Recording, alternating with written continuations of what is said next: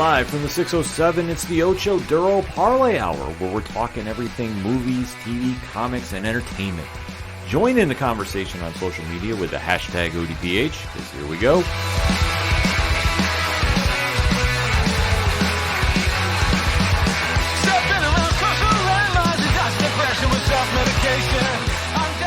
Welcome to an all-new edition of the ODPH podcast, better known as the Ocho Duro Parlay Hour.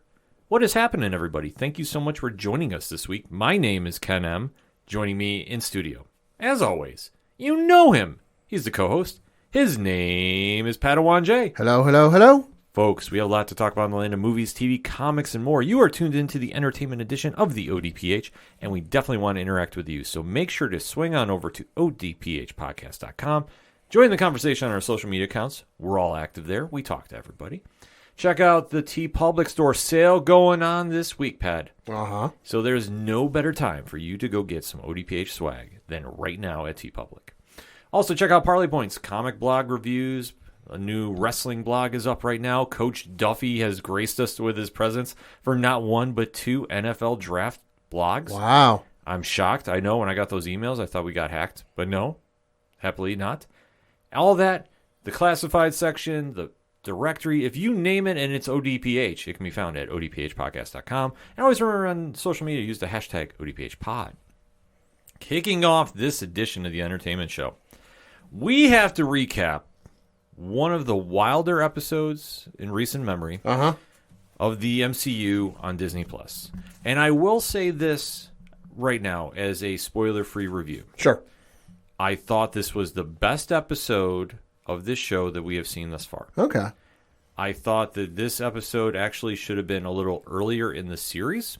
But I loved what they did here. And it really had me excited for the upcoming finale of what I am assuming is going to be Season 1 of Disney Plus and Marvel Studios' Moon Knight. So this show has been a very interesting one with fans. Obviously, if you know the character Moon Knight, he's a very complex character to say the least. In every incarnation we've seen him in the MCU, as in the comics universe. Yes. There's a lot going on with him. Obviously, a hero with dissociative identity disorder. And the writing team and Oscar Isaac have really handled this with delicate care. They've really brought this to life. And to see the journey of this hero that had been a cult-like status with Marvel comic readers brought to the small screen, it's been met with some mixed results because they have changed around a lot of things from the comics, and they've also kept things the same too. But I felt with this episode, finally, we got the real, true Moon Knight that we've been waiting to see with the show. So that being said, we are going to be talking spoilers about Episode 5 entitled Asylum from Marvel Studios' Moon Knight. We do a countdown warning for any new listener to avoid spoilers. If you're a long-time listener to the show, you know what to do, and we say thank you for your patronage. But if you're new to the show, we give a countdown. After that countdown, we go deep diving with spoilers. So if you don't want to have the show ruined for you, you know what to do. Pause the episode. The liner notes will be indicated in the show notes so you can jump right back in the conversation when you're ready because we don't want to ruin anything for anybody. So that said, in 3, 2, 1. Pad, what did you think? I agree with you. This was probably the best episode they've had thus far in the season. You know, I understand the whole concept of like, maybe this should have been earlier. Maybe it's, it's at the perfect point. I'm in the position where it's at the perfect point, I would say, because it's kind of like I feel like the pieces are in place, for the quote unquote final act of this season. The only thing is we had some backstory stuff or just a couple extra pieces in the puzzle to fill in before we got to the end. But it was a really freaking great episode. I really think that this is the best one they've done thus far. Like, I will equate it to WandaVision's quality of writing. I think it's up there. Obviously, dealing with Mark Spector and his past, I thought they really brought it to light. My only complaint with this episode is I thought this should have been either episode 3 or episode 4. Because going into the finale, they're really going to have to speed up a lot of things. Mm-hmm. And that's one aspect that, unless they're going to add a bonus episode to the season, which I'm not sure if they've never done. They're not going to do it. Right, that's the thing. To really speed it up to go to the finale, it's really going to have to either shorten the battle, the final one with Ethan Hawke's character of Harrow, or they're going to just leave it on a cliffhanger and come back to it. That's why I say it's feeling a lot like Loki. There's too much here. It's not all tied up. It doesn't feel like a WandaVision where where it's going to end. Mm-hmm. There's too much here. They're going to do a season 2. They just haven't said it yet. Oh, yeah. No, I fully believe you. They're going to do a season 2. Because where we jump in, Mark Spector is technically dead. Mm-hmm.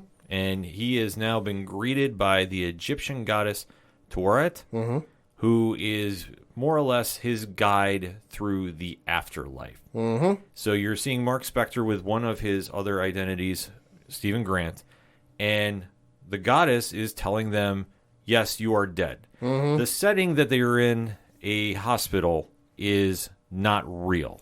Right. She explains that, listen, you're in the Duat, which Stephen immediately perks up and he goes, oh, and Mark's got a confused look on his face. He goes, oh, it's the Egyptian version of the afterlife.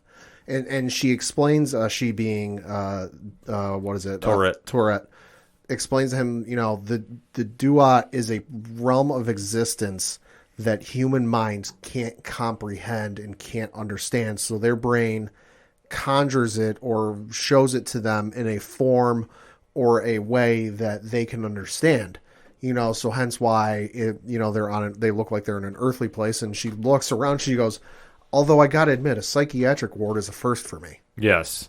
So this really is telling where the episode is going in, because where they're on the Duat, to get to the afterlife where they want to go, they have to have their judgment weighed. Mm-hmm. And she does this very cool CGI thing, and we have to remember it's the afterlife, so stuff happens. Yep.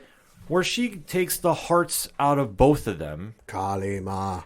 And then puts it on the scales of justice, as it's referred to. Kalima. Yeah.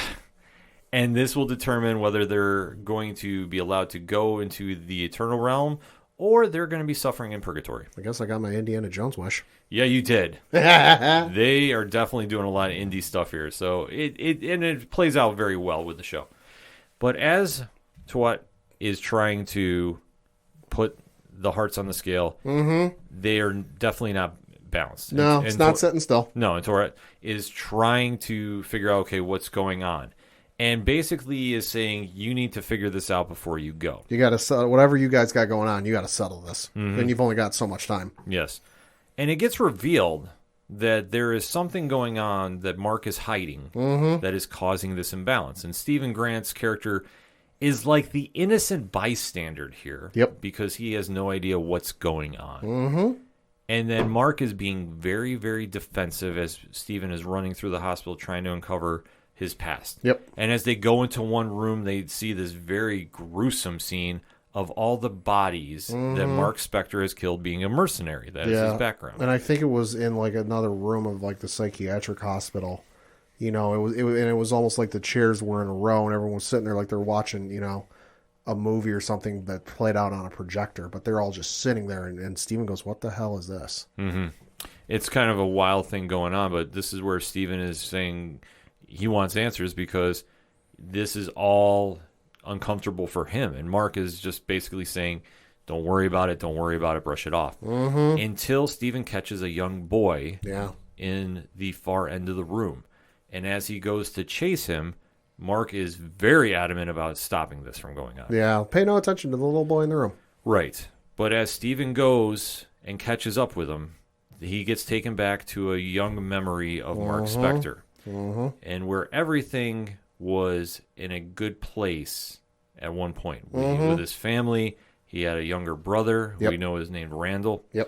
And this takes us back to where an ill-fated adventure in caves that were flooding due to a rainstorm caused the death of his brother. And this is after they went to leave the house. The father was building a treehouse or something, and the mother looks at Mark and says, and really impresses upon him, you're the older brother. It's your job to take care of him. And of course, Mark's playing that, why do I have to? I don't want to, blah, blah, blah. But she goes, no, you got to pay attention and take care of your brother. It's your job. Yes. So after he is blamed for the death of his brother, there is a complete disconnect from Mark's mother and him. Mm-hmm. And this becomes a very evident problem moving forward in his life. Yeah, I mean, Mark obviously feels guilty about it. He feels horrible about it. There's a scene, it's one of his birthdays after the death has happened. The mother doesn't want anything to be there. It's only the father there. The father's, the linchpin trying to hold everything together for the family. The mother storms off and goes upstairs, and Mark says, she's not going to come, is she? He goes, no, she doesn't mean it. Let me go talk to her. And he goes off and he tries to get her. But, the mother just could not give any less fucks. No, absolutely not. And as you see, Mark is trying to cope with the rejection of his mother. He is in his room, and he's staring at a poster on the wall. Mm-hmm. And notably on that poster is the name of Stephen Grant. Yeah, it looks like a movie poster, ironically, for what appears to be an Indiana Jones type character. Mm-hmm. And the poster has this little catchphrase, if anybody can do it, and I'm paraphrasing, anybody can do it, Stephen Grant can do it. Yes. And of course, our Stephen Grant, who's taking all this in, sees the poster. Yes. And goes, what the hell is this? And realizes that he was the escaped personality, or the escapism for what was going on. Coping mechanism, yeah. Yeah. So it's a very heavy scene, to say the least. And as we see a little further in life, then when Mark breaks away from the family because the mother is rejecting him, you start to see about how his path became to heading towards being a mercenary. They do speed up a little bit. Oh, yeah. So there's a jump, but you obviously see there is the traumatic effect of basically losing his family. Yeah. And how that has taken a toll on Mark. And his escapism, like you pointed out, Pat, was the creation of Stephen Grant. So as the plot twist happens, our Stephen Grant isn't real. Right. It's just another side of Mark Spector, which made me sit up and go, oh, shit. Yeah, no, I thought this was done brilliantly on the show, and I thought Oscar Isaac's acting in this was just spot on. Could not have done a better job with this. Then you do get a little more flash forward, though, about Mark Spector's time in Egypt, the first go-around. Yeah. Because when all this information is coming out, Mark Spector is basically trying to stop the memory, and he finally reveals to Steven his whole origin of how he got connected to Khonshu. Which we kind of got, an inkling of, or a little bit of the story of it, that we actually see it now. Yes. So you see how he was set up by people he was on a mission with, how he was not responsible for the death of Layla's father. Yep. And you do see how he's dying on the altar of Khonshu, and how Khonshu speaks to him. And basically, Steven is now seeing how Mark Spector was more or less set up by Khonshu. Yeah. That was the feeling that he was taken advantage of because he was dying. That now he's unwillingly brought into this whole world of Khonshu, but Khonshu gave him a second chance at life. Yeah. So to see how this is all kind of going together, it is a very, very intense moment. Mm-hmm. And one that you, as the viewer at home, are now understanding, okay, everything that he's gone through, and now you see the formation of Moon Knight. So you do get his origin, and they did more or less do it right to the comics. Sure. So I thought it was great. I wish this was done earlier, just so we can get to the finale if we're going to wrap this saga up this season. But I wasn't mad about this at all. But after this all goes down, the scales appear to start getting balanced. Mm-hmm. But this is where Tourette's is starting to notice that stuff is going on. Yeah, because to get to this whole experience, they went inside some doors that were on the dock of the boat, and then they went through this whole ordeal and this experience, and they come out of the boat, and it's not in focus. The camera's out of focus with the stuff going on in the background, but you can clearly see stuff falling out of the sky, stuff running through the sky, and they go up to Tourette, and they go, what the hell's going on? And she basically says, something's not right. Souls are getting judged before it's their time, and they're getting thrown into the sands when they really shouldn't be. She's like, it's utter chaos. Yes. So when she notices this is going on, they both convince her, we need to go back to the land, to the real world. We can't go back we can't be amongst the undead. We need to go back and stop Harrow once and for all. Because they fill her in on, this is Harrow. Here, he's trying to bring back this other Egyptian god. And it's like, we get, we're the only ones who can stop him. And she's like, do you really, from what I can tell, you guys clearly want nothing to do with Khonshu. do you really want to go back and put yourself in contact with him again? And they're like, yeah, it's the only option. Yes, because those ominous words when Khonshu was in prison said, Mark, come free me. So we are kind of seeing the prophecy now coming true there. Meanwhile, they do a quick jump around, though, because we do get another shot of Ethan Hawke's character of Harrow being the psychiatrist. Mm-hmm. And they go back into his office, and he's talking with Mark. And basically, this is where he is trying to really convince Mark that no, you've never been Moon Knight. This is the situation. You've always been here. And really kind of try and dismay him, but it's not working. And if you can't figure out if this is real or a hallucination or not, keep in mind they're in a psychiatric hospital, and this is the office of a psychiatric doctor. There's way too many sharp objects in that room for it to be a psychiatric hospital. Mm-hmm. So like that's a dead giveaway right there, that there's so many sharp objects in that room that I'm like, okay, yeah, this is clearly a hallucination. Yeah, because it's pictures of his fragmented mind. Yeah. Like that's the way I took it too as well, Pat. That there is just so much that's shattered, and you could see just those edges coming out. That yeah, this is all Mark in his head trying to reconcile what's going on. Yeah. But once they kind of break through, they go back onto the Duat, and this is where they're going, okay, things are not going to be balanced. We're going back to the real world. And while they're trying to steer into Osiris's realm, because that's the only way they can get back, they're now getting attacked by the undead. Yep. In a very cool CGI fight, I gotta say. Oh, yeah. Because they're almost like the Sandman. Yeah, I thought that. From Spider-Man. And nobody can really land a punch and dismay him. And this really turns into a wild scenario because during this melee, Stephen Grant is taken off the boat. Mm-hmm. So once he is taken off the boat, the scales are now finally set. Because because isn't it Stephen saves Mark? Yes. Mark's about to get taken off, and then Stephen sacrifices himself by taking out the thing attacking Mark and goes overboard. Yeah. Because originally, too, it did look like the scales were lined up. They were slowing down. They were slowing down, so I wasn't, I have to really correct about that. But then they finally line up here. Right. But obviously with Stephen Grant now lost in the afterworld, Mark Spector is now just going straight forward, and it looks like he's finally reached the afterlife. Well, he reaches the paradise. He reaches the field of reeds. That's the last shot we see him, is him finding himself in the field of reeds. Yes. So now, where do we go from here? Because that's how the episode has left us. Mm-hmm. Pat, I don't know what to expect out of here. All I know is, in some fashion, Mark's going to come back to the real world, and as was pointed out to him and Steven during the episode, it's going to be a real issue for them to come back, because you're going to come back with a bullet hole in your chest. Yes. So he's going to have that to deal with. And then you also have to deal with, Layla or whoever gets there first, freeing Khonshu and giving him the level playing field he's going to need to take on Harrow. Mm-hmm. So I know he's going to come back, and he's going to somehow, not die again. And then obviously we're going to get Khonshu back, and then we're going to get that final battle. But where it goes past that, I'm not sure. Yeah, I'm really not sure where we're going here.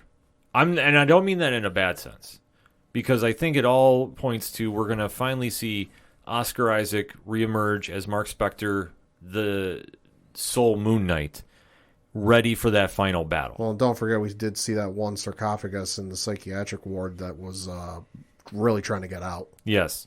So we're not sure if that's Khonshu, or I know they haven't introduced him, but there is the Jake Lockley persona from the comics. Could that be him? It's really unsure. I'm going to lean, though, it's Khonshu. Maybe. Because that's the whole point of free me that he was saying earlier. And I think that's how they're going to wind up doing this, because somehow Khonshu gets unleashed onto the field of reeds, as you mentioned. Mm-hmm. And this is where he gets Mark back. And then the final shot is going to be basically leaving on that cliffhanger. Right. That's the only way I can kind of really see it play out. Because otherwise, I think this would just be an anticlimactic battle, with Harrow. And Ethan Hawke has done such an amazing job that I really want to see them get their time.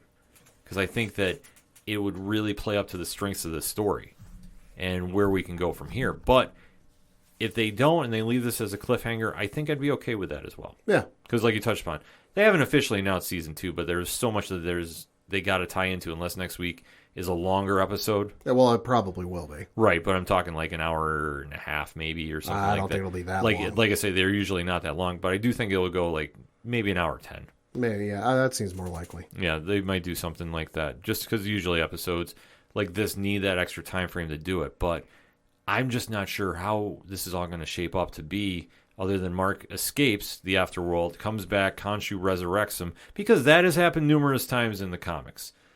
And that's where we left with the final battle of what's going to go on. It's definitely been worth the watch, though, I will say.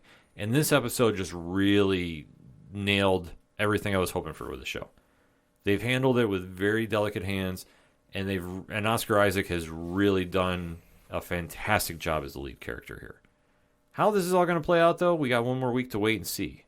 But final thoughts on this episode, Pat? Great episode. Like I said, best one they've done thus far, and I'm excited to see where they go for the season finale.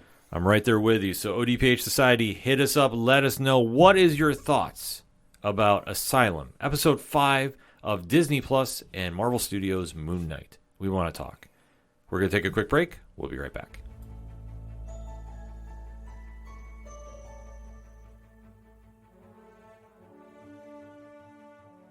Hello, everyone. My name is Nick. I'm the host of Nikolai's Kitchen, and I'm also the host of the annual Livestream for the Cure. Livestream for the Cure is a charity event where we raise money with content creators and podcast partners from around the world for the Cancer Research Institute, a wonderful nonprofit researching cancer immunotherapy, training the body's immune system to fight all forms of cancer. This is a mission and a future that I truly believe in. And myself and my team worked tirelessly over the past 5 years to raise over $50,000 for this cause. This year, we're aiming for our biggest single goal to date of $20,000, and we cannot do it without your help. Please join us for the event May 19th through the 21st, starting at 9 a.m. Eastern, for 45 hours of content from people all over the world. Together, we can bring hope for a future immune to cancer. The more eyes we reach, the more dollars we raise. Please help us in making this goal a reality. Together, we can make a difference. Coming back for another segment of this edition of the ODPH podcast, and it's time to talk about one of our favorite shows. Yes. Usually, it's a home run each episode. Mm-hmm. But this week, man, there's a lot that we have to decipher about. More of a ground rule double than a home run, I would say. Yes, which is very unlikely, but yet here we are, because Superman and Lois this week on the CW really was not a wow episode. Yeah, I mean, their last episode was on March 29th, so almost a month. We'll call it a month, just for simplicity's sake. So you take a month off, especially with where they've been going, had some expectations for what I expected to see when they came back, and to say they didn't meet my expectations would be a bit of an understatement. Yes, because this whole season of the first family of Smallville, they have been dealing with a surprise villain and antagonist in Bizarro, the longtime Superman villain from the comics. Yep. And to see how his story is playing out and how they've really kind of flipped it on its ear has been very cool. And like we always said, Tyler Hoechlin as Clark Kent has been really winning fans over left and right each episode. Yeah. Elizabeth Tulloch as Lois Lane has been absolutely brilliant in her role too.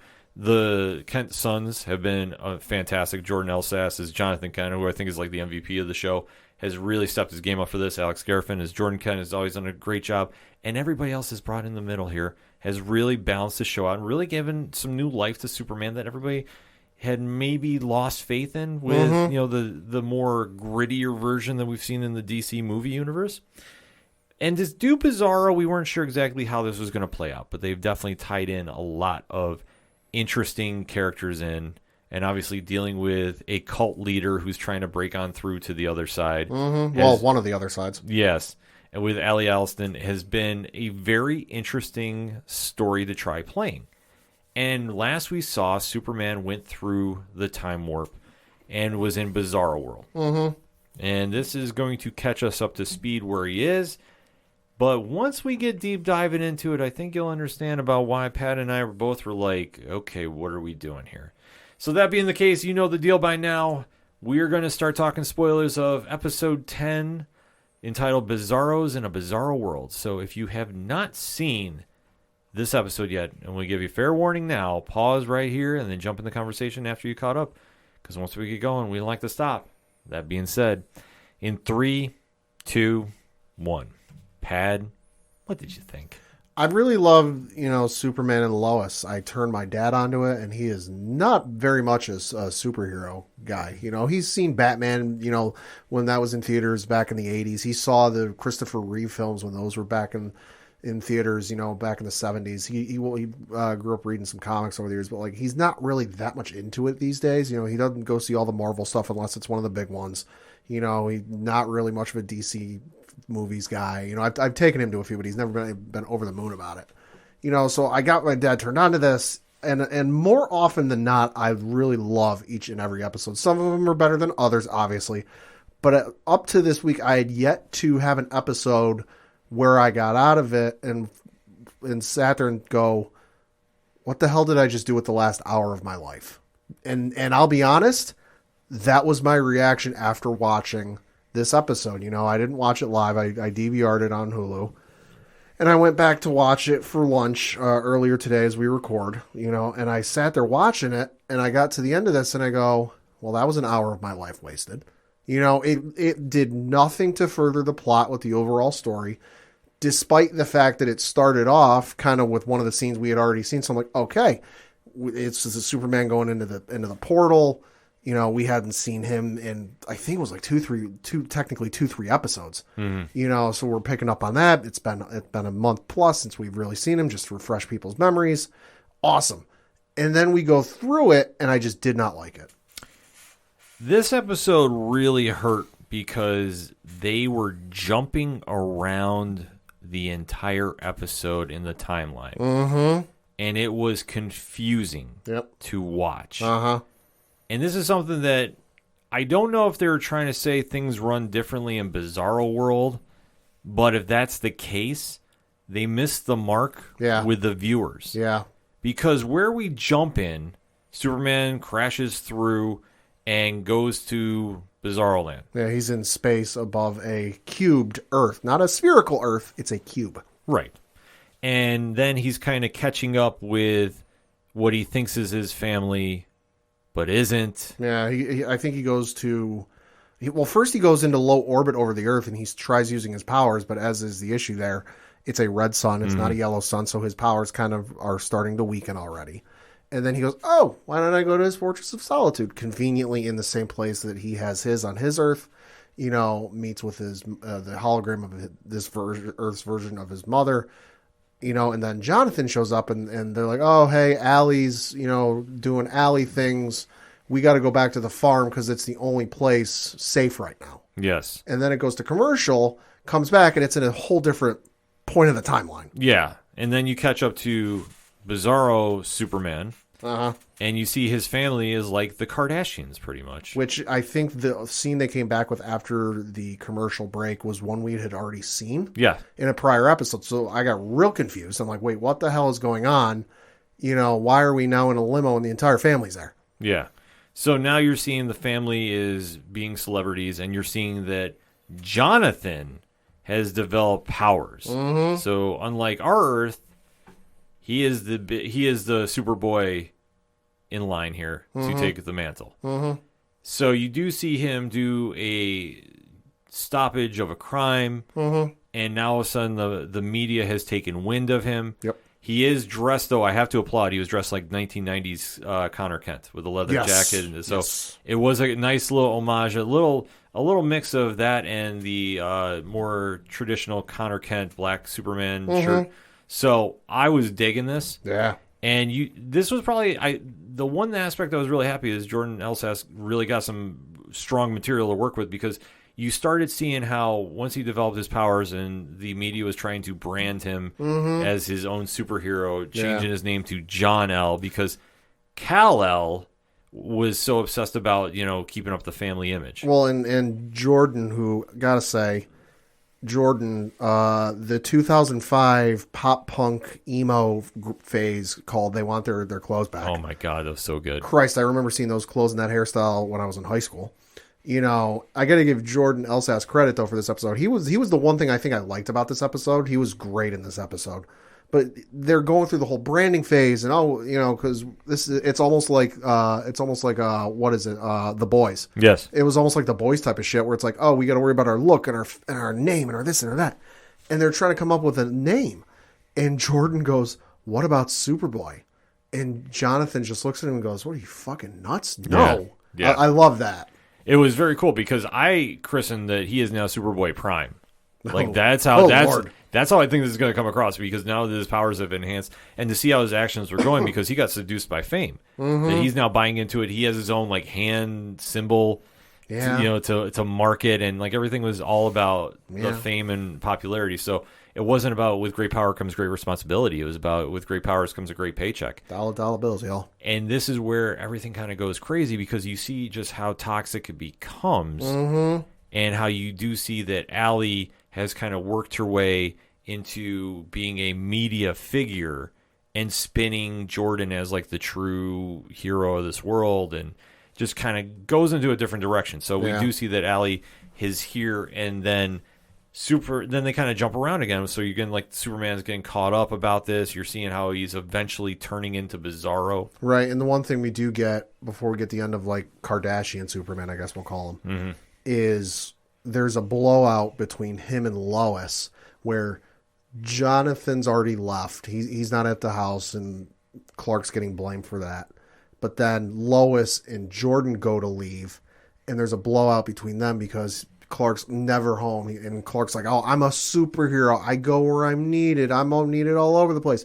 Yeah, but you're never here for us. You're always doing interviews and doing this. I've cut back on the interviews. What, do you want me to cut back on them altogether? Yes. So there's this very ugly blowout between the two of them. Yeah, it's absolutely crazy to see how Superman and Lois just get so toxic towards each other.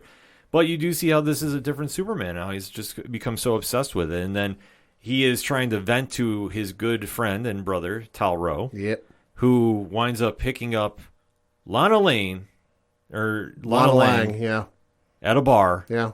And thus, they wind up getting married. It almost looked like in a Vegas ceremony. Yeah, and I think even that scene was further back in the time. Again, time jump. Yeah, they time that jumped scene so was much. further back than anything we had seen, because the whole scene in the bar starts off with Clark telling his brother Tal, oh, hey, we're pregnant. Yeah. So what the fuck is going on here? Yeah, the time jumps were something that really hurt this episode. And really, as we were trying to put this together, we're like, this is all out of sequence. And I didn't realize until later in the episode that to figure out where we were or who we were looking at, I had to look at the logo. Yeah. Because it was just Superman as he looked. I wasn't paying attention to it wasn't until halfway through the episode I went, oh shit, that's how you tell what one we're looking at is the logo. Yeah.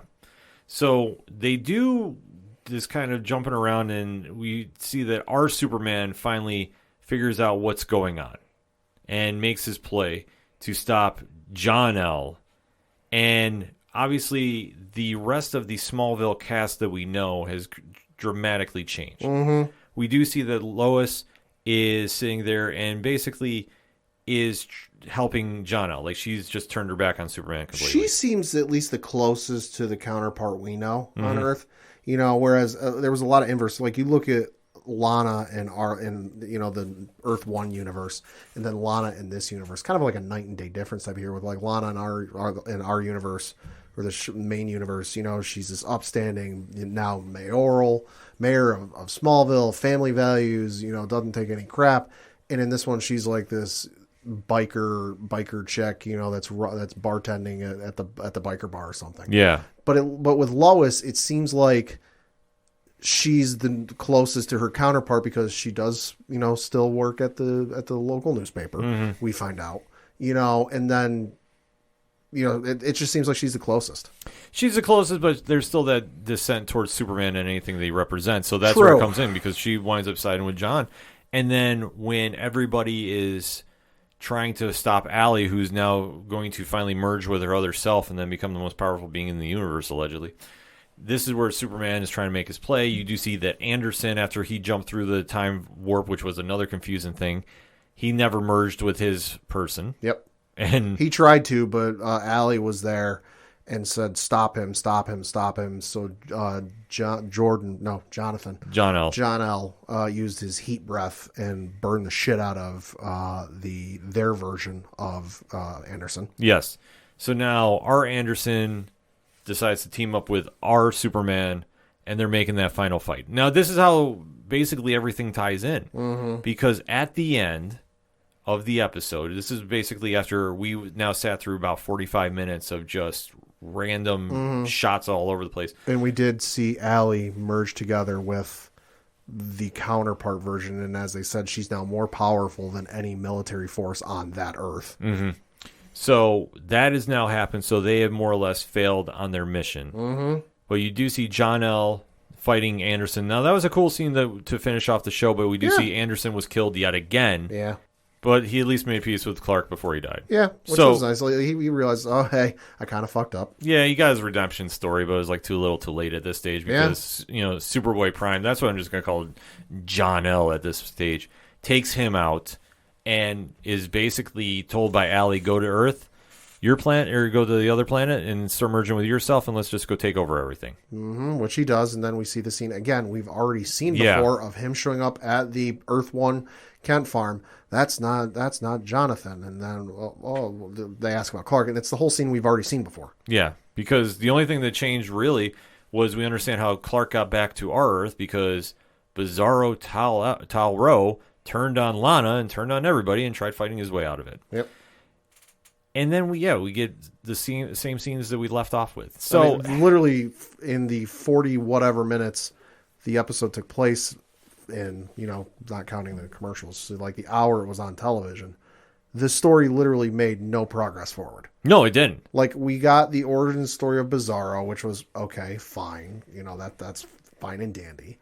But like, outside of that, for having waited a month for the show to come back, really bit of a lead balloon. No, I agree with you completely. Like, it just kind of seemed like we just ran around in a circle for no reason. Well, I wouldn't even call it a circle. You ran around like a toddler with a toy who didn't want to give it back to mom and dad. Yeah, I mean, and this is just such a weird misstep for this show. Because usually it's on point. Usually they are very spot on with where the direction they want to go with.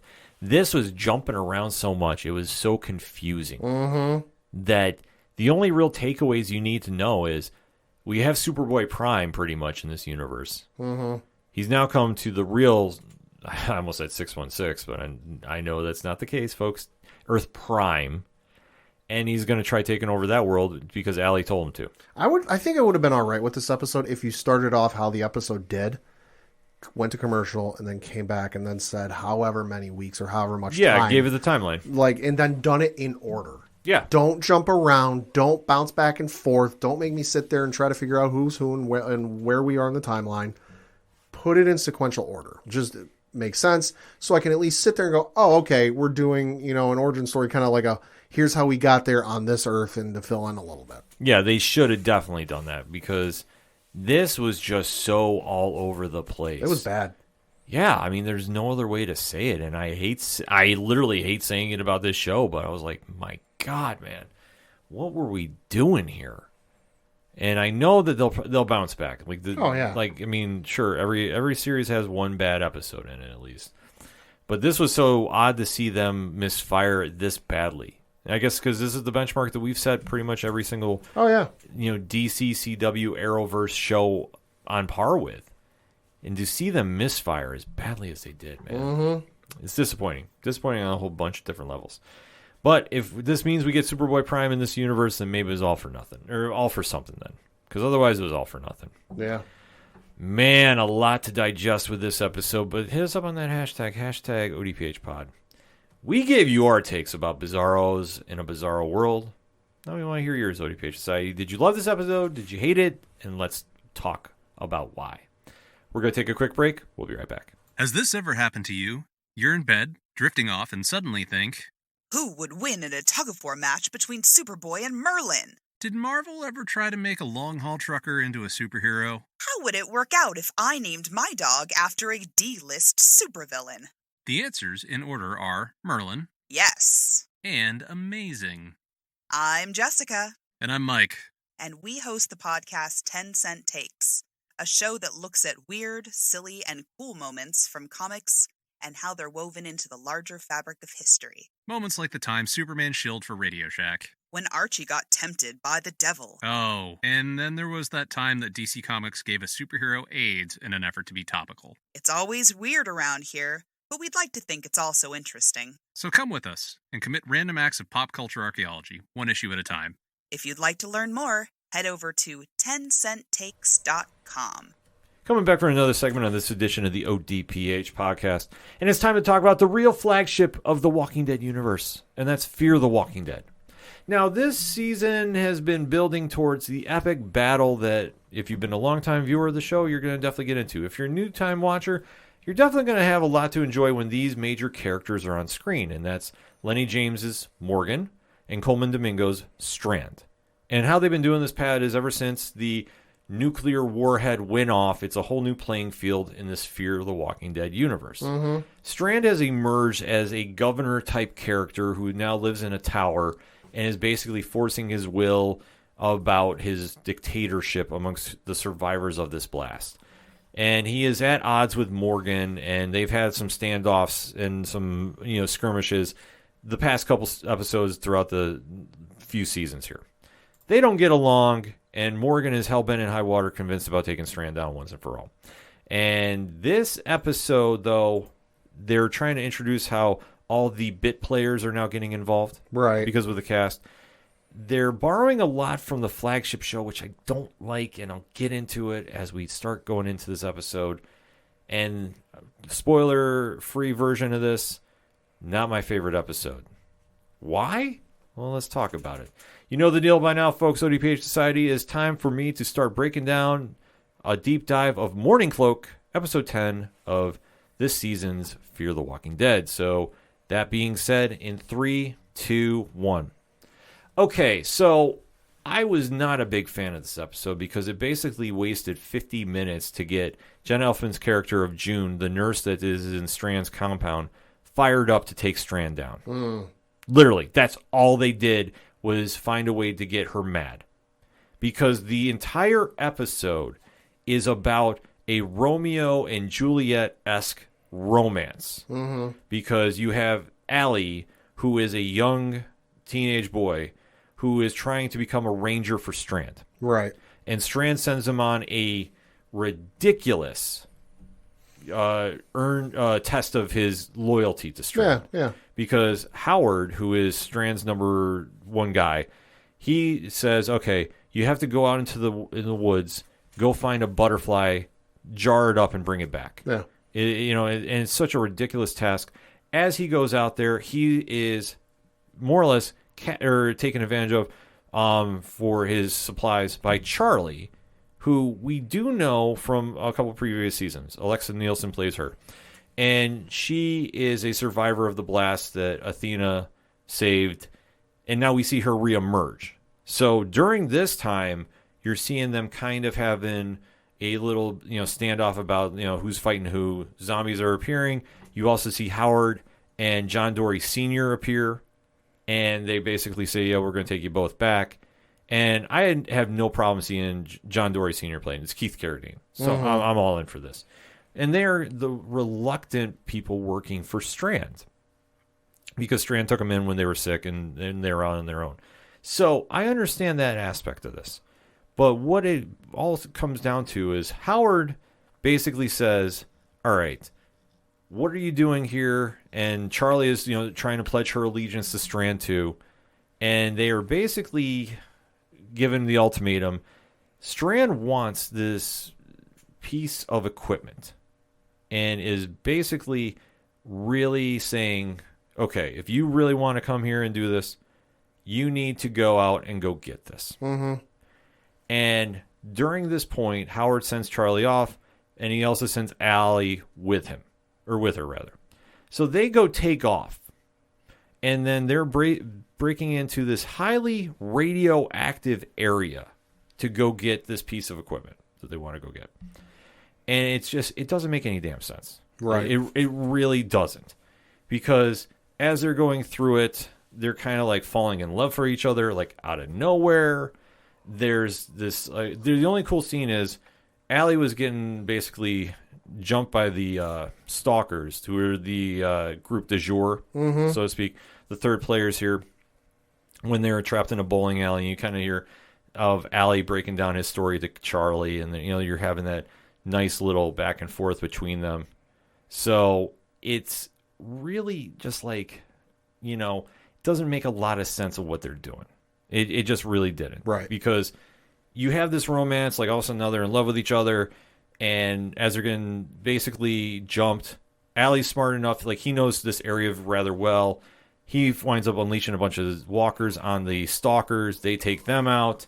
They go up. They find the piece of equipment that they need, which actually is for an elevator. Mm-hmm. And during this highly radioactive wasteland that they're in, Charlie decides to fess up her true feelings about why she's there. And guess what? She's working for Morgan. Oh, of course. And decides to tell Allie. Which, what does he do so rationally? Locks her in an elevator shaft. Oh, of course. And then tries taking off. Howard kind of says, all right, did you get the part? Yeah, they get the part because they do. And then suddenly, well, he now has a sudden change of heart. Mm-hmm. And then Allie tries saving Charlie. Guess what? Charlie is now sick because, guess what? You're walking in a radioactive field of a building. So they wind up coming back, and when they get back, Howard is basically like, well, you can stay here. You've earned it. Strand will appreciate what you did. And then what about Charlie? Well, Charlie is now in the infirmary. Right. And she now has radiation poisoning that she now has days left.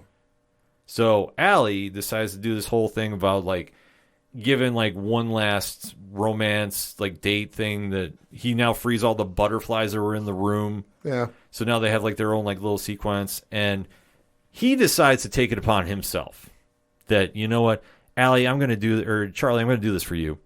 I'm going to go up there and I'm going to do the mission that you wanted for Morgan, which is to take out the spotlight for the tower so they could sneak in and take over the tower. Gotcha.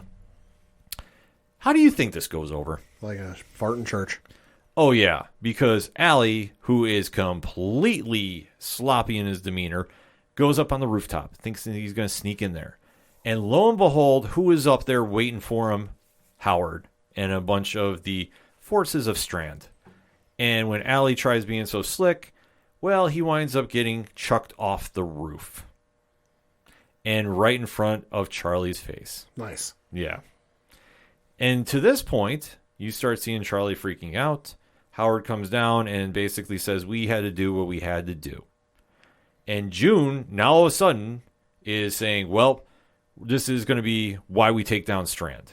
Because this kind of, dictatorship you're doing, you've now killed somebody that didn't need to die. You sent Charlie off in to go get your piece of equipment, and there was no real purpose for it.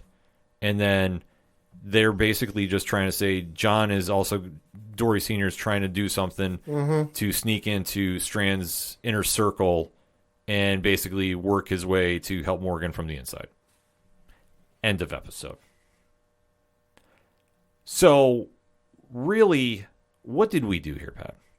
A whole shitload of nothing. Yeah, exactly. I sat here and I'm like, okay, so we're going to have this random romance. All right, fine, cool, TV, get it, what have you. You're sending kids into a radioactive cesspool to go get an elevator piece. This magical piece of equipment. And yet, you wonder what is going to happen here. You got teenagers with high emotions, and Allie, who kept going back and forth about, like, what was he going to do? It just doesn't make any damn sense, no matter what. And then to see him flip on Charlie, get her sick because she's trapped in the elevator for a little bit because the zombies are going to go eat her. And then suddenly she's now terminally sick. And this, like, the whole, like, teenage, like I say, the Wonderland with all the butterflies going around. Like, stop. Like, this was really pointless. You didn't do anything except, we already knew June and John Sr. did not want to work with Strand to begin with. But this was the tipping point? Like, come on. I'm sorry. I expect more from this show. Because this is something that really felt like the flagship show. And I know I said earlier that this is the true flagship show, but let's face it, this was something like straight up a Walking Dead. This is just somewhere they just went around in circles for 45, 50 minutes and then finally said, okay, well, this is the reason why we did this. Hooray. Didn't make a whole lot of sense to me. I have faith it will rebound. But, man, was not super amped up about this episode. Not at all. I think next week we're going to see more of the remaining survivors of this group reappear, and they'll be declaring their allegiance for either Strand or Morgan. But not a lot to be desired for this week. I got to say that, though.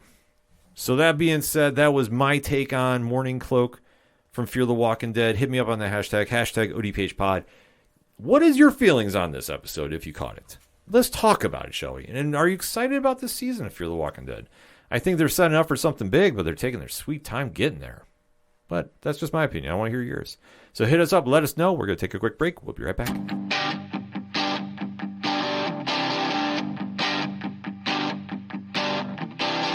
This is Tom from Tom Joe Lou, This is Matt from Sideroom Sounds.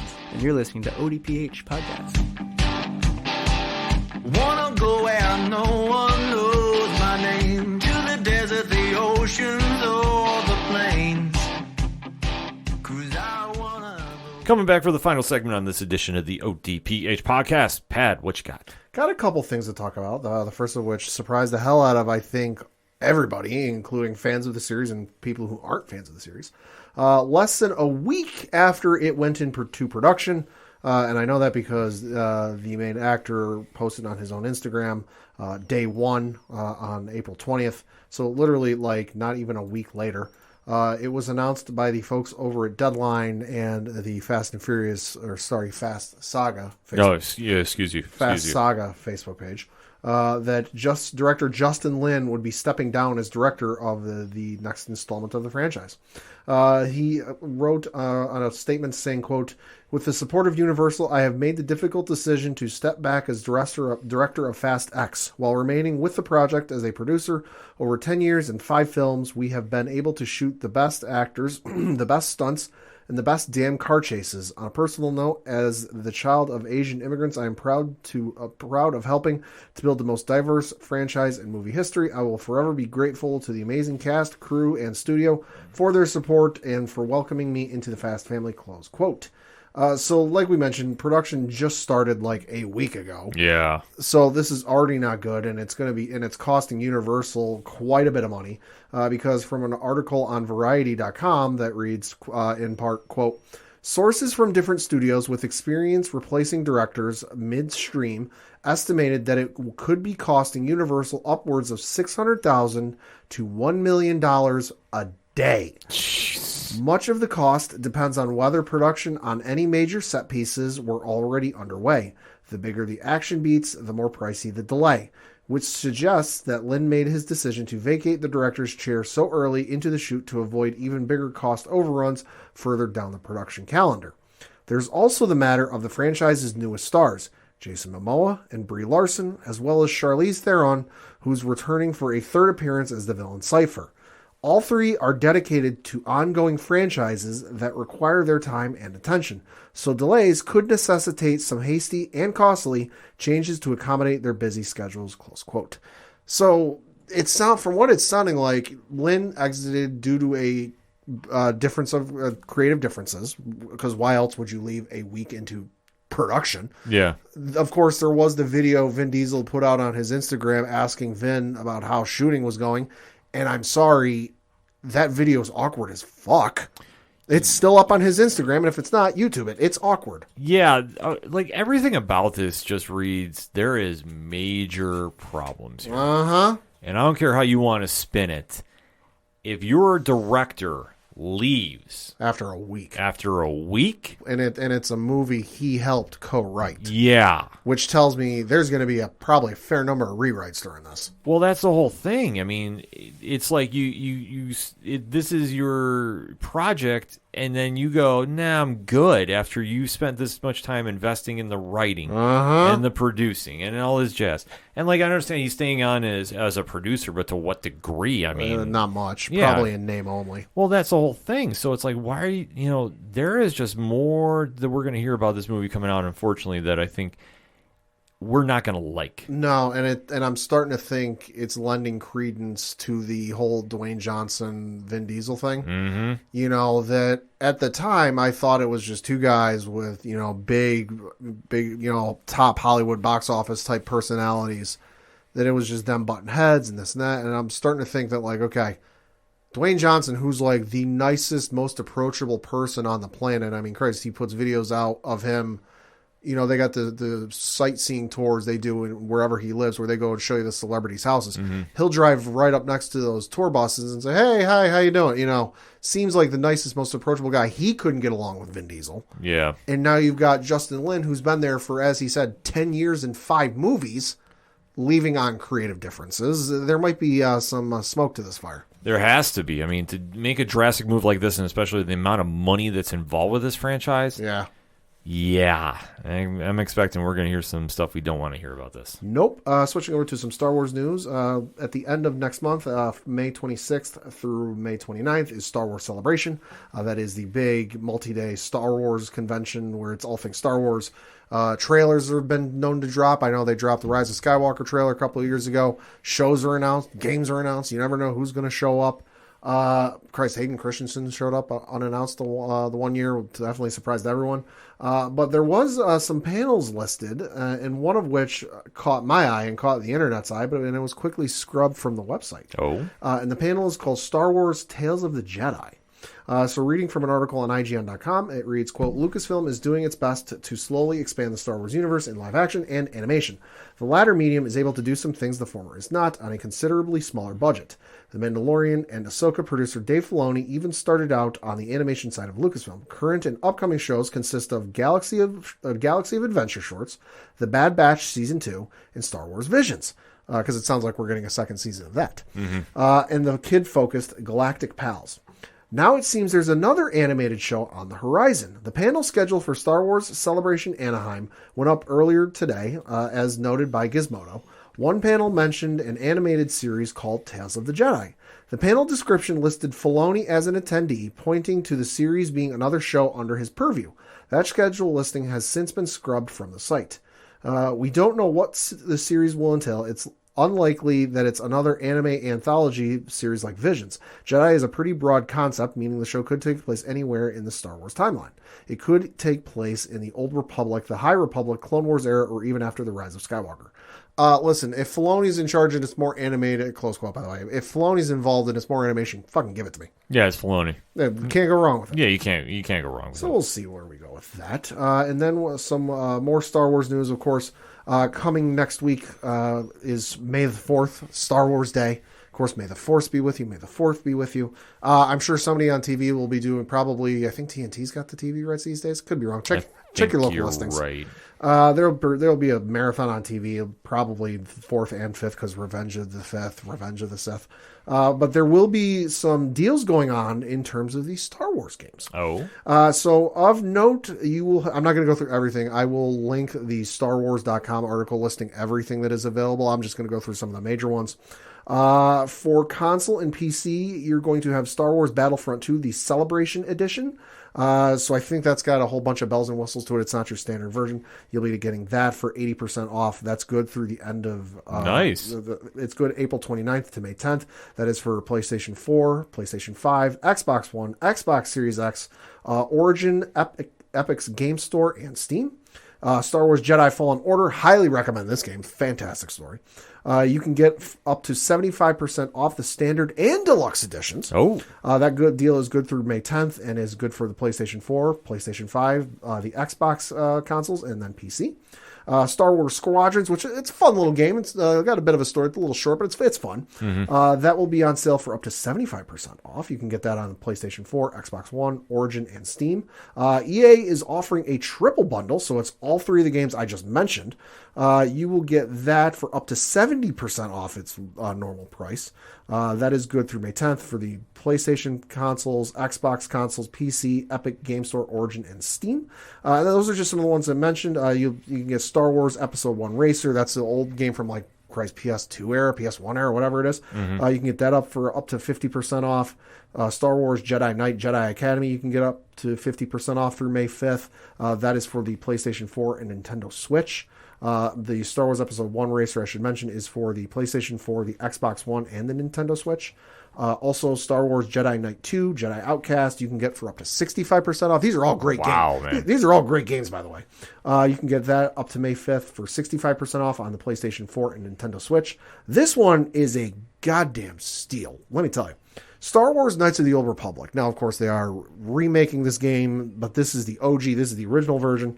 For the Apple App Store and Google Play, through May 5th, you can get it for up to 50% off on mobile and 25% off on the Nintendo Switch. Great game. One of the best games of all time. There is the Star Wars Heritage Pack, which is Star Wars Republic Commando, Jedi Knight 2, Jedi Knight Jedi Academy, Star Wars Racer, and Star Wars The Force Unleashed. All amazing games. You can get that for 25% off. Damn. It's some truly great games. Like I said, I'll list the full article and so it goes through all whole, because there's a whole bunch more. There's a whole bunch of stuff in here. I mean, you can get Star Wars Knights of the Old Republic 2, The Sith Lords. You can get that for $5. Damn. On mobile. Christ, it's a steal. So definitely some good deals to pick up and some great games to pick up. Well, you know what? It's going into May the 4th be with you. And we know that if you're into anything Star Wars, this is the time you go pick that up. I mean... And what a deals. I mean, Absolutely. Like I said, the deals are something that, there's a couple games I've been on the fence about grabbing. I think I might have to go swing through and do it. Switching over to some Cinemacon news, because Cinemacon has been going on. That's the convention where all the movie studios show up and they kind of give you some details on stuff that's coming up and maybe make some announcements. Sure. One of the announcements that was made is that we got the title for James Cameron's upcoming sequel to Avatar, which has been called Avatar 2 since, the movie came out 10 years ago. Yeah. It's been forever that this movie has been in development. But we did get a title for it, and it is called Avatar: The Way of Water. And we did get a release date with the title. Debuts on December 16th of this year, and with the sequels, pencil this date in. Sequels to come out on December 20th of 2024, December 18th of 2026, and December 22nd of 2028. Again, this movie has been in development for 10 goddamn years, in development for so long. We will see if anyone's, actually still cares about this movie. It was great for its time. Story, meh. I might see it, but that depends on what the trailer looks like. Visually impressive is the only nice thing you can say about this movie. Otherwise, it's hot garbage, in my opinion. I'm sorry. And if you weren't one of the 4 people who didn't see this movie when it came out initially or since it's been out, it has been remastered and will be re-released in theaters worldwide on September 23rd, 2022. And for those of you who are sitting there going, oh, they're just doing it to piss Avatar. They already did it. They released... Avengers, you mean? Avenger, yeah. They're doing it just to pass Avengers Endgame. Look up the numbers, folks. They already did it. They re-released the movie in China last year, I think. I think it was last year they re-released the movie in China, and it, because Avengers Endgame barely passed Avatar. Avatar retook the lead. So stop. It's not that reason. The thing about the franchise, the only thing good about it is, like, if you go see it in 3D. Oh, I did. Otherwise, there's no purpose for this movie. Like, I'm sorry, for all the hype that they try making about this damn movie, it just doesn't make any sense. Like I say, I was not a fan of it. Like, if that's your fandom, hey, kudos. Yeah. Do you.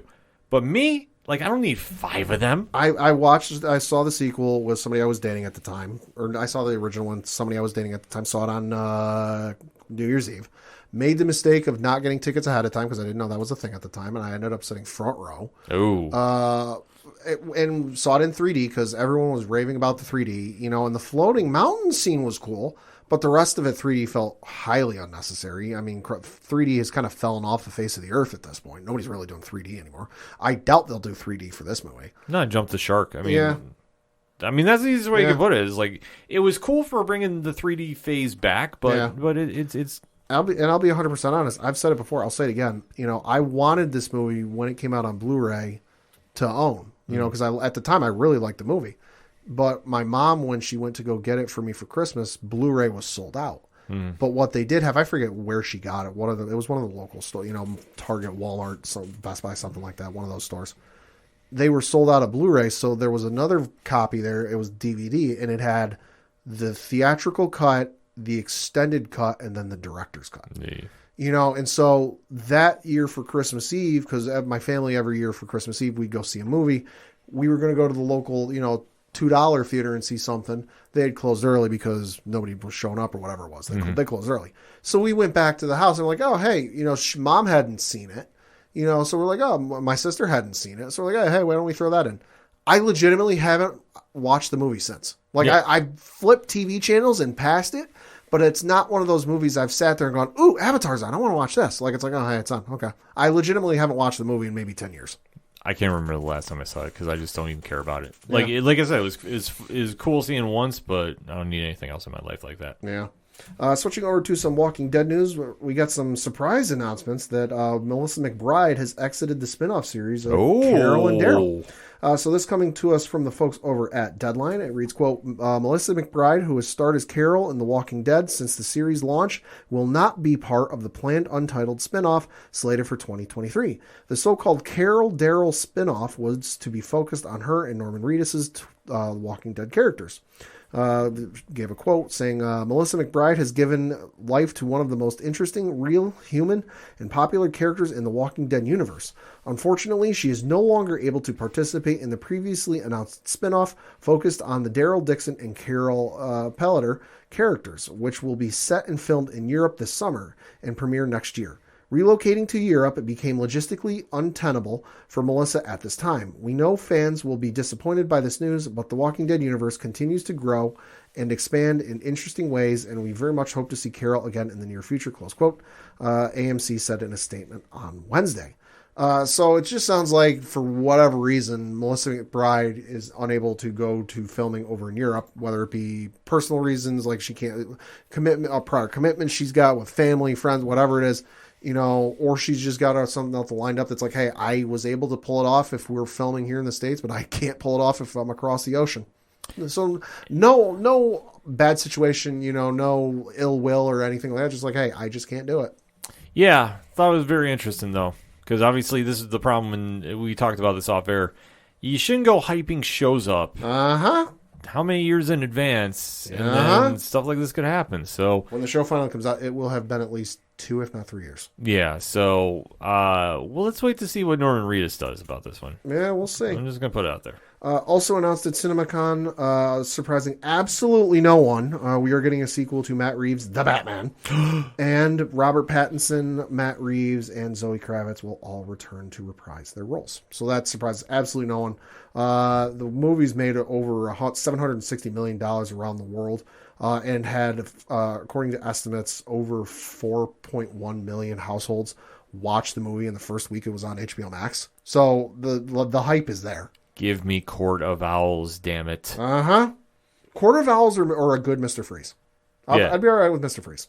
Either or, but man, Court of Owls, you know I'll mark out for. Absolutely. That's my number one I want to see done. Yeah. Also announced today at CinemaCon, Lionsgate announced that the prequel to the Hunger Games, The Ballad of Songbirds and Snakes, is going to hit theaters on November 17th of 2023. So that's kind of in line with the previous Hunger Games movies. They all came out around the Thanksgiving holiday. You had The Hunger Games, Catching Fire, and then Mockingjay Part 1 and Mockingjay Part 2. Mm-hmm. This is based off of the book by the author Suzanne Collins, which came out, I want to say 2019 or 2020, somewhere in there. Because I remember they unveiled, 2019, because I remember they unveiled the cover at New York Comic Con.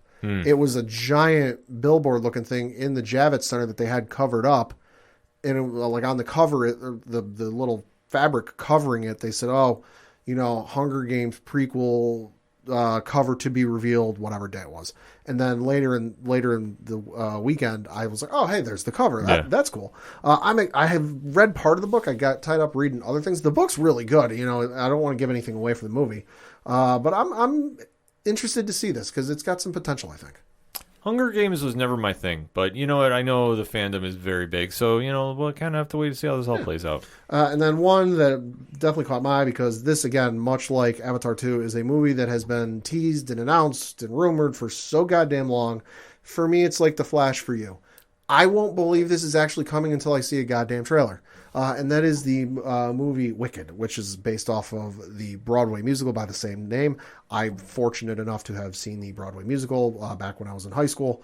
Universal announced at CinemaCon that its feature take on the Smash Broadway musical is going to be split into two parts. The first of which coming on Christmas Day, December 2024, and then Christmas Day the following year, 2025. Basically, what was said is the director John M. Chu basically said, hey, there's too much in this story and in this musical for us to cut. We don't want to cut any of the songs. We don't want to cut any of the dialogue. So we're going to just make it simple and split it up into 2 movies. If you're not familiar, it is the untold story of the Witches of Oz. So the Good Witch and the Wicked Witch of the West. It's before. I tell you this. If you're not familiar with the story and you see this movie, it's going to change the way you look at that Wizard of Oz. Yeah. It's a great musical, and it's a great story. It is based on the best-selling novel by Gregory Maguire, who I had the fortunate opportunity to meet. Somehow he managed to come to my high school at my senior year. How? I have no damn idea. I've never heard the story of how Gregory Maguire, who inspired one of the biggest hits in Broadway history, came to my high school, and I got my copy of the book autographed by him. How? I have no idea. It happened, but it did. But it's a great story, and it's a great musical, and I'm excited to see it. But again, it's one of those that it's been rumored for so goddamn long. If it actually comes out, I'll believe it when I see a trailer. Yeah, I'm not holding a lot of breath on this one. Nope. Just putting that out there. Mm-hmm. So for mine, man, it's a stacked week at the comic shop. I can't even stress about how big this week is. Going into next week as well, because, Pat, you know what next week is? May the 4th? No, Free Comic Book Day. Oh, I was going to say Revenge of the 5th? No, it's going to be going down May 7th, but we'll be talking about that next week. Oh. This week, though, just get the quick notable ones out of the way.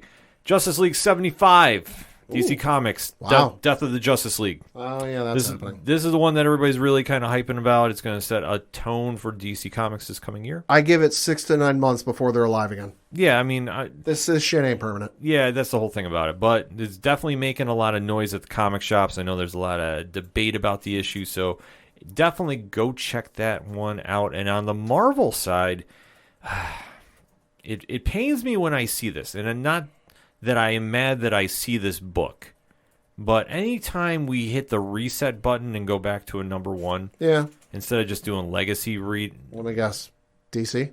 No, this is Marvel. Oh, wow. DC's notorious for this shit. Yeah, no. Amazing Spider-Man number 1. Zeb Wells and John Romita Jr. on the book. I would say DC's notorious for doing this, especially with their hardcover trade paperbacks, which makes it an absolute pain in the fucking ass to collect any of them, because they all say Volume 1. Yeah. You got to know who was the writer, what order they came out in, and that's if you're lucky, and they put the numbers on the back of the book. Yeah. Well, it's going to be an interesting creative team, so at least I'm excited to go pick that up. But I hate it when it's like a classic hero like that, when it's like, yeah, why are we hitting the reset? Like, I understand it's Marvel, it's what they do. Right, but I think at least with Marvel, they do put the legacy numbering on the book, if I remember right. Yeah. Like, they will have the number 1, number 2, number 3, whatever for that run, but I think underneath it will say, like, LGY or LGCY or something, and then the number. Yeah. So at least there's that. There is that, but still, I mean, I'm just too old school in my reading for that. And maybe I'm confusing it with DC. I know one of the two does it that way. No, Marvel does it occasionally, but like sometimes they'll stray away from it. And at least for the amount of times I read it, I'm like, okay. I know like they were doing it, and then they kind of stopped and went away and blah blah blah. It's one thing. It's just, man, just keep it one volume. Like this is what makes comics. We don't need a million number 1s of an issue. I'm sorry, just putting it out there. But also looking at the deck, though, gotta recommend Rogue Sun number 3, written by Pat's friend Ryan Parrott. Yeah. And listen, the book has been dope since it came out of the Supermassive crossover. Definitely has hit all strides. Go check it out. Done by Image Comics. Maybe one day we'll get lucky and we will start doing that for parlay points. Maybe. I'm putting the karma out there. So I know that people listen there. And I know that, we've kind of been trying to like play a little email tag. So I'm just kind of saying we want to start doing the massive verse on the parlay points, because we want to give that whole universe some love, because they're doing some really cool things there. But speaking of parlay points, this week's lineup, man, I'm telling you what. Not saying it because we were fortunate enough to have press access, but my God, man, Boom and Valiant had a badass week. Badass comics coming out. And leading off from Valiant Entertainment, The Harbinger number 7. If you're a longtime listener to the podcast, you know how much I love this book. This is true. This is the penultimate issue, though. So it will be stopping at issue 8. To what degree? Maybe they're going to come back, because Valiant kind of does that a little bit every now and then. Yeah. I haven't seen any plans down the road just yet for Peter Stankic, but I'm definitely excited to see how this story ends. The book has been on point since its debut. I love this book. I'm a super fan of it. I'm really excited to see maybe they're going to take some time off and come back to this book. Colin Kelly, Jackson Lansing, and Robbie Rodriguez have absolutely knocked it out of the park. Set up for the final battle between the Harbinger and the Renegade. And holy crap, man, if you like absolutely blow away artwork and storytelling, this is your book. I give it my highest recommendation. I love this book. But on the Boom side of things, Boom Studios, man, this was tough. I could have just done the whole lineup for them this week, but I had to narrow it down. Berserker number 8. Now, Pat, do you know what Berserker is about? Nope. If I say Keanu Reeves wrote this, and this is his little forte in the comics, what does that mean to you? It piques my interest a little bit. Yes. So this is a project that's been heavily hyped about. It was done by Kickstarter, and then now Boom is doing it as well here, too. There is a lot of hype going about this, too, because Netflix has definitely got this ear to the book as well. Berserker number 8, though, is continuing the story, and it is a wild one. If you're jumping in now, they're heading into the final act. It's absolutely getting crazy in this book, and I have no idea how this is going to end. But the artwork by Ron Garney is on point. Matt Kint and Keanu Reeves are the writers on this and teamed up, and they are absolutely crushing it on this book. So if you are jumping in late, go get the trade paperbacks and jump in and grab this issue because it's well worth the time. Also, coming out this week, not Power Rangers, not Mighty Morphin, but Power Rangers Universe. So this one definitely is continuing the saga of the Phantom Ranger. This is issue 5 of 6, so this is another penultimate issue. So if you're not familiar with this book, go check it out. Nicole Andelfinger and Simone Ragazzoni are absolutely killing it on this book. And they are bringing this mysterious character of the Mighty Morphin Power Rangers mythos to life. Gotcha. Yes. So definitely an exciting issue. Definitely was a lot of stuff I was super excited about. But, man, I tell you what, my favorite issue this week, and this is tough because I had so many books I was definitely into this week. Something is Killing the Children, number 22, James Tynion, Werther Dell'Erda. Man, this book, Erica Slaughter is back and back in a big way. They're doing the slow burn for this book. It's not for the faint of heart, though, because I did put out a warning because I said, Pat, I'm going to show Pat the commercial. Holy shit. Yeah, I don't think that's really meant for kids. Those of you with weak constitutions, don't pick up this book. Yeah. I give the fair warning in the blog because listen, this is a horror comic and with elements of horror, I should say. It's such a cool book, though.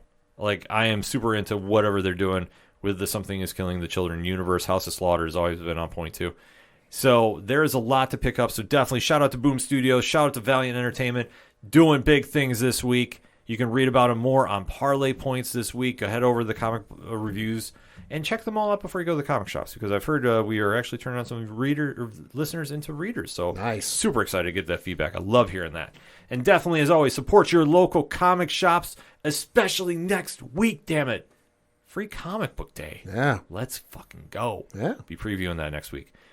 Oh, man. There's so much more I got to get into reading, too. It's not even funny. I almost forgot one thing. It was announced today by the folks at Call of Duty that the next Call of Duty game from Infinity Ward, Modern Warfare 2 remake. Oh, damn. Uh-huh. Ooh. Motherfuckers might actually get me to buy a Call of Duty game again. I know. Man, it's been a hot minute. Uh-huh. It's been a real hot minute. You know what else has been a hot minute, Pat? What's that? We haven't got any Shout of the Robots music. True. But we do have at the beginning of the show. Pat, if I want to find out more about Shout, where do I go? ODPHpodcast.com. Right on. Swing it over to the music section. Check out everything on Shout. Everything on Second Suitor, Tom Jolo, Yard Party, Floodlands, Brian Wolf, who's right now locked and loaded on his television because he's watching the NFL draft. I know this. I don't even need a crystal ball. I know what he's doing down in Texas. Listen, go over, check out everybody that's on the music section. They're doing fantastic work. You need to go support the hell out of them because they're all starting to play some gigs now live. I'm seeing all this pop up now. Yeah. That's the easiest place to find them because we try promoting the hell out of them.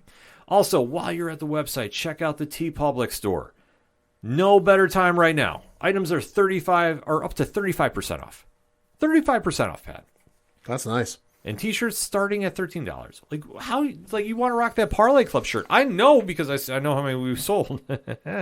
So you definitely want to join the bandwagon on that, and also go check out some other cool swag there as well. Sale is going on through Sunday, so definitely go check that out. The link is right in the liner notes. What can we say? Also, we got the classified section. So we have all our amazing pod friends via their Podchaser pages, organizational link support and Black Lives Matter, all our friends of the show, such as Dragon Master Games, Excite Wrestling, Off the Cuff Gaming, Super B. Man, I could keep going on and on about that. And, of course, our friends over at A122 Productions, which, Pat, what is going on this weekend? It's their four-year anniversary live stream. Yes, the extravaganza, as Rich says. Watching Willy Wonka and the Chocolate Factory. Yeah, the good one. Yes, the good one. So, no idea who's going to be swinging through. I'm locked and loaded. I should be down there barring any kind of wild, crazy scenario that I can't make it down for that. So, you know it's going to be fun. Twitch.tv/607 podcast. All of that. The directory. How many providers are we on now, Pat? 20,102. Sounds about right.